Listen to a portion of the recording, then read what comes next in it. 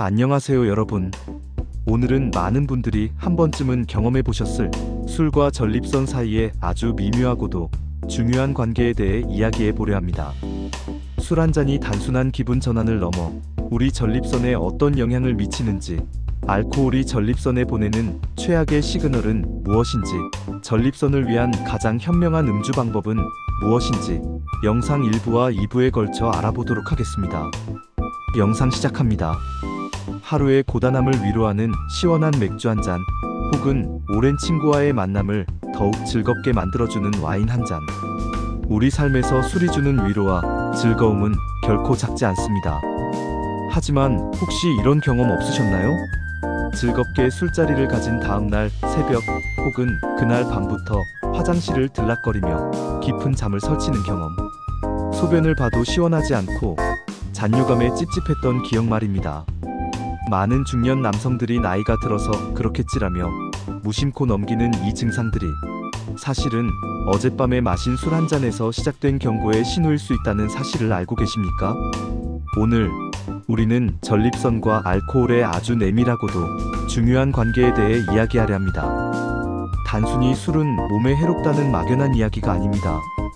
알코올이 우리 전립선에 어떤 작업을 하는지, 그 치밀한 메커니즘을 파헤치고 시청자분들이 가장 궁금해하시는 질문에 대한 답을 찾아갈 것입니다. 이 영상을 끝까지 보신다면 당신의 술잔은 이전과 완전히 다른 무게를 갖게 될 것입니다. 시청자들이 가장 궁금해하는 질문, 그래서 마셔도 됩니까? 본론에 들어가기 앞서 가장 근본적인 질문부터 짚고 넘어가겠습니다. 전립선 비대증이 있는데 술 마셔도 되나요? 아마 이 질문에 대한 답을 가장 듣고 싶으실 겁니다. 결론부터 말씀드리자면 아니오에 가깝지만 현실적으로는 극도로 신중한 관리가 필요한 행위라고 답하는 것이 맞습니다. 전립선 비대증은 그 자체로 이미 전립선이 예민하고 비대해진 상태입니다. 여기에 알코올이라는 강력한 변수가 더해졌을 때 우리 몸에서는 어떤 일이 벌어질까요? 알코올은 전립선에게 있어 두 얼굴의 침입자와 같습니다. 짧게는 그날 밤의 불편함을 극대화하고, 길게는 전립선 비대증의 진행을 가속화하는 보이지 않는 설계자로 작동합니다. 지금부터 알코올이 어떻게 전립선을 공격하는지, 그 구체적인 공격 루트를 세 가지로 나누어 설명해 드리겠습니다.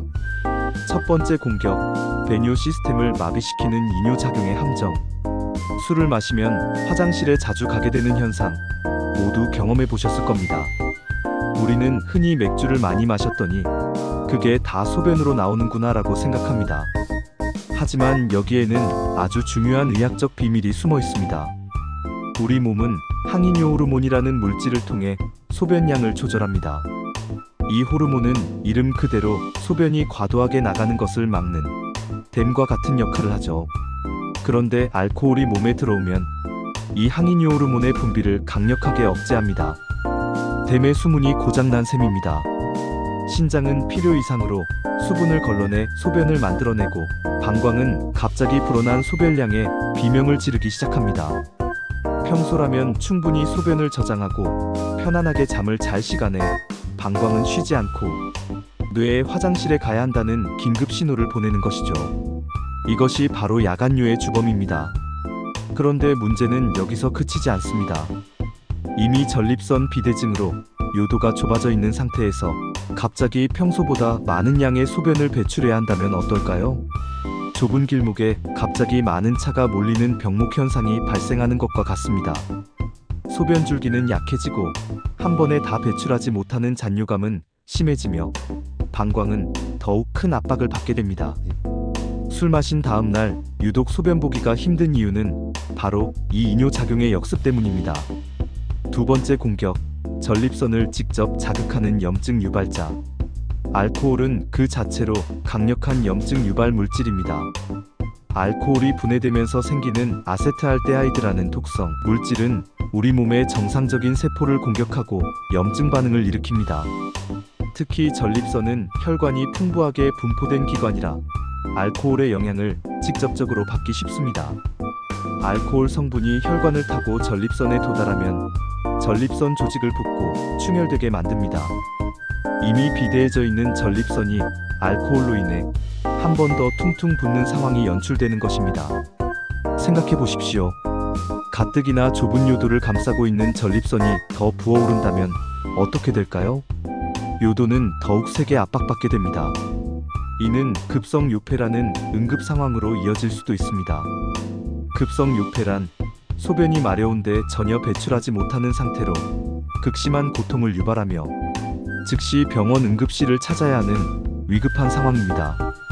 즐거웠던 술자리 한 번이 응급실행으로 이어질 수 있다는 결코 가볍게 넘길 수 없는 경고입니다.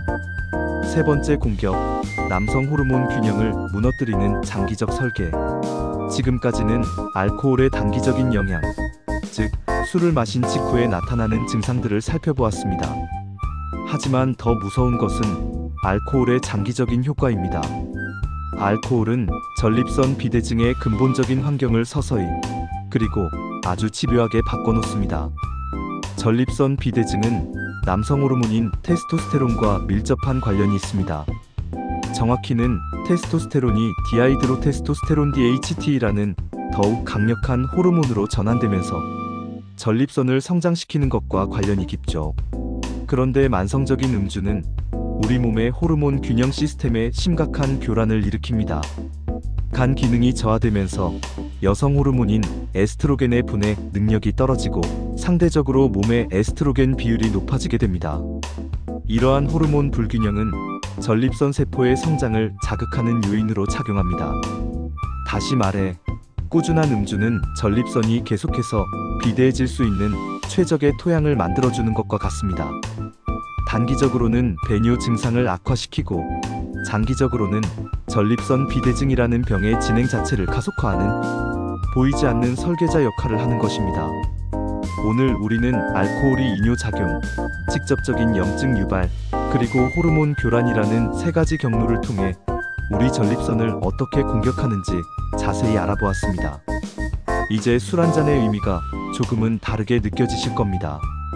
하지만 이런 궁금증이 남으실 겁니다. 그렇다면 현실적으로 어떻게 해야 하는가?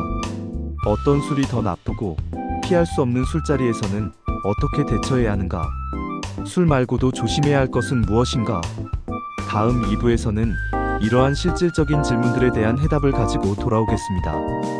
전립선을 지키면서 사회생활을 현명하게 헤쳐나갈 수 있는 스마트 드링킹 가이드와 알코올 외에 우리가 반드시 알아야 할 전립선 건강의 핵심 요소들을 정리해보는 시간 또한 갖도록 하겠습니다. 이번 영상이 유익하셨다면 좋아요, 구독 부탁드립니다. 당신의 건강한 밤을 응원합니다. 감사합니다.